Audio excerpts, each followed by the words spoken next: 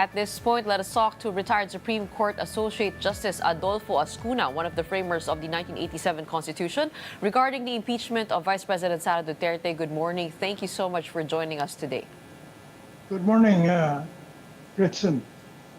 Okay, Justice, there's this whole debate, as we all know, it has now become national over the word that you wrote, forthwith.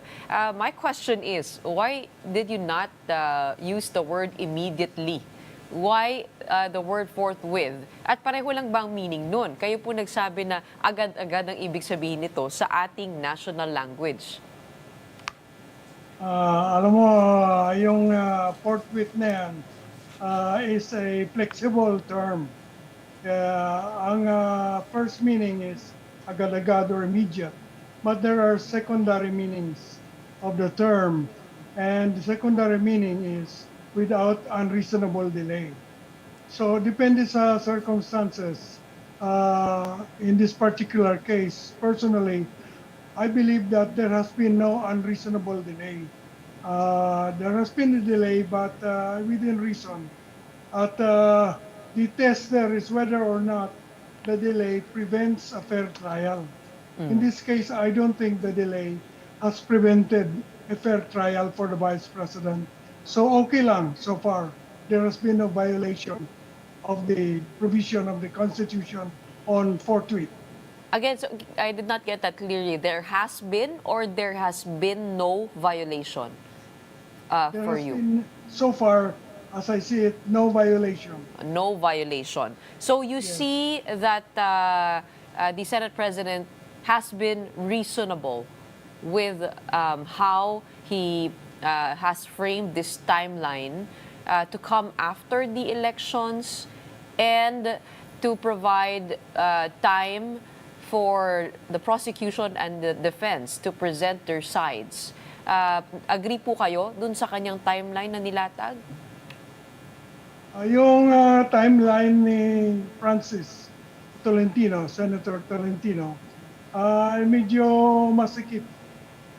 It might not be sufficient because that is premised on his assumption that the 20th Congress cannot continue the process of the impeachment, which is contrary to my belief.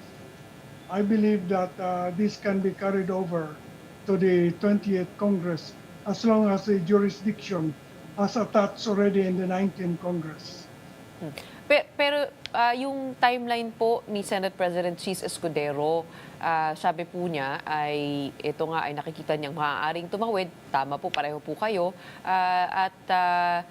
Yun nga po ay pagdating ng June 11, magko-convene lamang, I think until June 30. Tapos, by the next Congress pa po magsisimula itong trial na ito. Kasi sabi niya, mahabaan yung diskusyon. Agree po kayo dun sa kanya na pinushback niya mula dun sa before the elections because it is highly political or politically charged context going around this impeachment, that it was wiser to delay the start of the whole process. Agreed ako doon sa kanyang time frame na they will convene on the 11th and then they will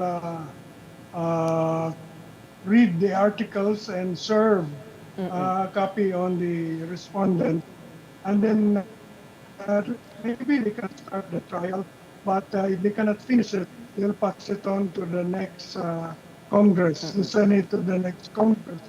That is, to me, a feasible and lawful, legal, complying timetable.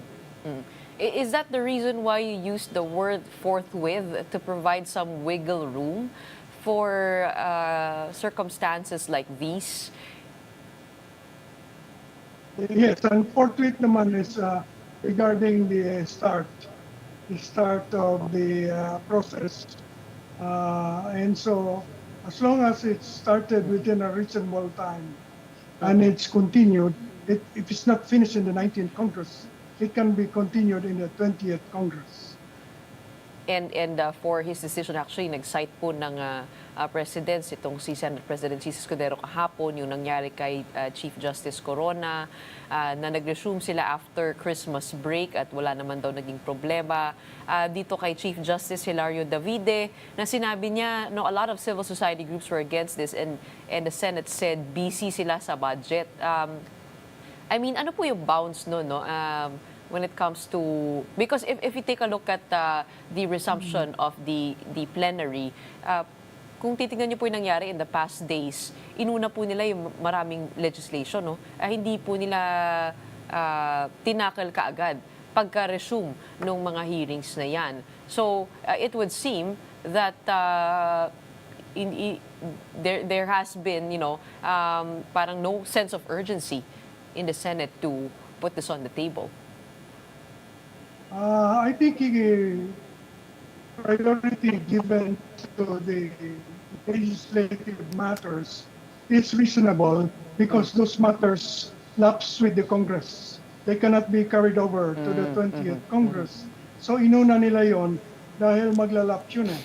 On the other hand, the trial of the impeachment will not lapse. It can be continued in the next Congress. So it can wait in a way. As against the also urgent matters that would otherwise lapse. So to me, it was a reasonable delay, as long as a fair trial is still possible, and it is. Okay. The Senate President has taken his oath yesterday. Today, the Senate jurors will take their oath. After that, is the impeachment court already convened? What should happen after that? Yes, after that, they should convene as an impeachment court, and the article should be read to them, and they should assign it to the Rules Committee and order that a copy be served on the respondent. That is, to me, what will trigger the jurisdiction of the impeachment court. So all of that must happen before the 19th Congress adjourns. Pero ito nga po yung Before it pinag-uusapan bows din out. po. Its adjournment doesn't mean it ends. It can Okay. adjourn but still exists. It ceases to exist June 30, high noon. Okay, so even pagkatapos ng sine die ng 13, Yes, maaari pa silang magkaroon ng pagdinig. Pero meron din pong debate, no, kung kanino po i-refer itong articles of impeachment, kung sa Committee on Rules or sa Committee on Justice. Sabi po ni Senate President Escudero, ang paniniwala niya ay sa Committee on Justice. Ano po ba yung sinasabi ng konstitusyon? Wala pong sinasabi dyan ang Constitution. Nakalagay lang that the Congress can adopt its own rules to implement the impeachment procedure under Article 11. So, nasa kanila po yon kung saan nila i-refer. Okay. Pero ito po yung sa pagkatapos nung oath taking po nila, sa Committee on Rules po talaga dapat. Doon yata sa rules nila, gano'n ang Okay. paraan. Okay. Opo. Pag-usapan naman po natin yung pagtawid papunta po sa 20th Congress. Si Senator Tolentino said, "Show me a provision in the 1987 Constitution that would point to the words carry over." Wala daw po sa Constitution po natin. And sabi niya, he cited the Jefferson Manual to defend his position that impeachment cannot carry over to the next Congress. Do you have an idea of this so-called Jefferson Manual, and what is that interpretation all about? Okay, the word that to me is in the Constitution that indicates that it can cross over to the next Congress is proceed. The trial shall proceed, by the Senate shall proceed.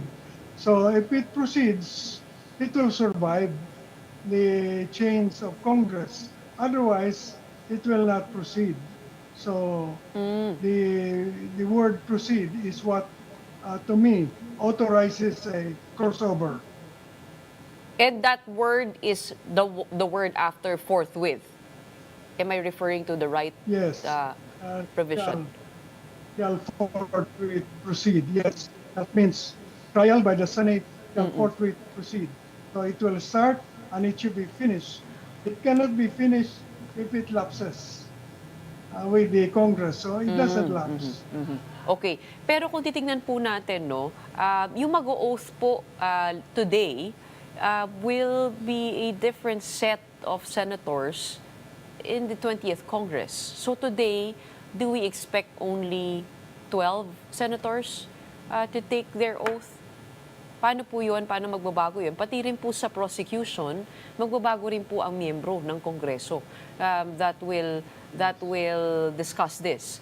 So, if this is convened now, won't it be complicated because of the members in the prosecution and also in the jurors?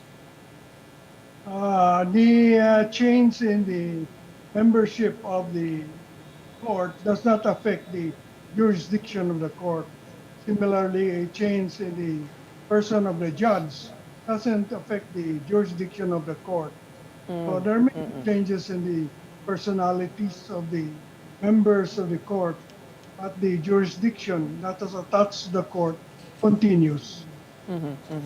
But do you expect this to be challenged in the Supreme Court? Because giving the good Senator Tolentino the benefit of the doubt, it seems that it could be challenged in the Supreme Court. Where do you see this going? Yes, the Supreme Court is the final arbiter on the interpretation of the Constitution. So all this can be challenged in the Supreme Court at the proper time. What could be challenged at the Supreme Court? Let's say the impeachment trial heads to a verdict. Could the decision also be challenged, or is it nullified to begin with if the Supreme Court rules that hindi pwedeng tumawid? What could be challenged is the crossover. It could be contended. The matter of the impeachment cannot be carried over and it lapses with the 19th Congress. That's one issue that can be raised in the Supreme Court. The other issue has to do with the fact that there were 3 previous complaints filed against the Vice President, and it wasn't acted upon by the House. What the House did was adopt its own complaint. And so can be contended, and there's a pending case in the Supreme Court contending that this is the 4th complaint, and it violates the prohibition that says that not more than 1 complaint can be filed against an official for within a year. Pag ganun po, ibig sabihin po, mananalify po if the Supreme Court does say that it is not constitutional to have this crossover, mananalify po kung kahit anumang result. It depends on the court. The court can nullify the whole thing, Okay. or it can provide guidance on how to proceed. Oo. But what are the bounds of the Supreme Court when it comes to deciding?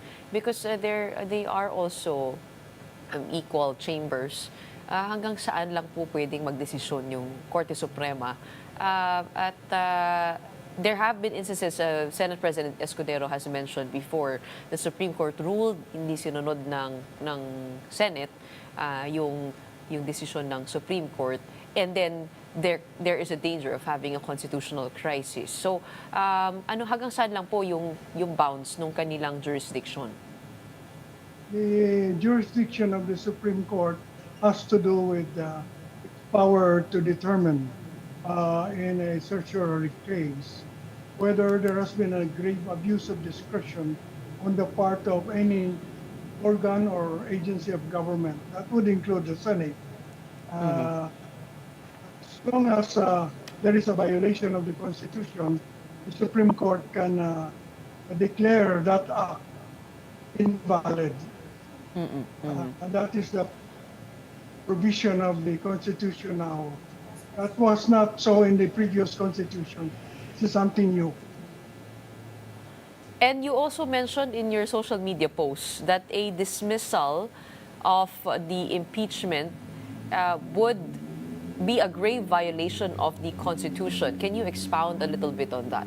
If they head towards that direction and push for the dismissal or a de facto dismissal that has been thrown around. What I said was if they accept the articles but they do not proceed to trial, or they dismiss it without trial, that would be a violation, a grave violation of the Constitution, because the Constitution clearly says that after receiving the articles, trial shall proceed forthwith. So dismissing it means wala nang trial. They are required to hold trial. It's not discretionary. It says shall. Trial shall. That means obligatory. Shall proceed. Okay, so in your opinion, just to wrap things up, has the Senate President done his job well, given the way things are happening?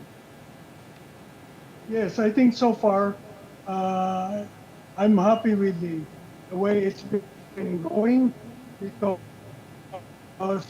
it looks like they're going to